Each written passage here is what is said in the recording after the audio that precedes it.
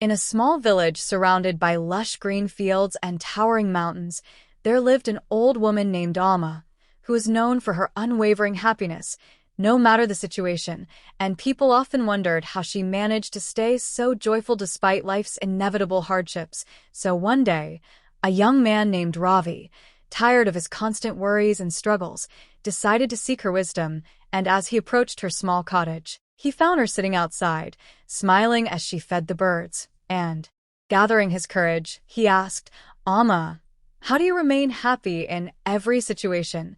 To which she chuckled softly and said, "Happiness is not something that depends on what happens outside. It is something you nurture within." And seeing Ravi's puzzled expression, she invited him to sit and began telling her story, explaining that when she was young, she too used to get upset over small things, worrying about what others thought, fearing failure, and getting frustrated when things didn't go her way. But over time, she realized that no amount of worrying could change the past or control the future, so she learned to live in the present. And as she spoke, she picked up a handful of sand and let it slip through her fingers, saying, "Trying to control life is like holding sand too tightly. The more you squeeze, the faster it escapes. But if you hold it gently, it stays in your hand." And Ravi listened intently as Alma continued, telling him that she had faced many difficulties in her life, losing loved ones, going through financial struggles, and even suffering from illness. But instead of letting these hardships break her spirit, she chose to accept them, seeing each difficulty as a lesson rather than a punishment. And she shared a story of when she lost her husband at a young age, a tragedy that could have left her bitter and broken, but instead, she chose to cherish the beautiful memories they had shared, finding comfort in gratitude rather than drowning in sorrow.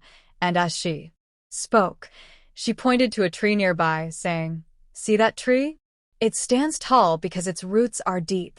When a storm comes, it bends but does not break, because it has learned to be flexible." And she explained that just like the tree, people must learn to adapt, to accept life's changes without resisting them, because true happiness comes from embracing life as it is, not as we wish it to be.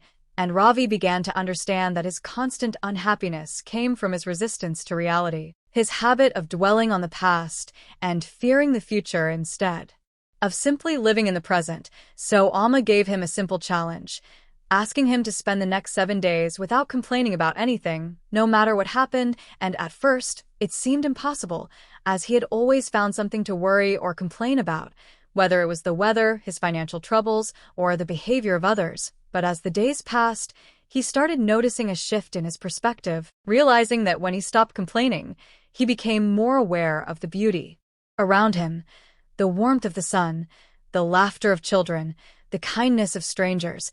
And he began to understand that happiness was not the absence of problems, but the presence of gratitude. And when he returned to Alma a week later, his face glowed with a newfound peace, and he said, "Alma, I think I understand now. Happiness is a choice, not a result." To which Alma nodded with a smile, saying, "Exactly, my child. Happiness is not something we find, it is something we create." And from that day on, Ravi lived differently, no longer waiting for the perfect conditions to be happy, but choosing to find joy in the little things, spreading Alma's wisdom wherever he went.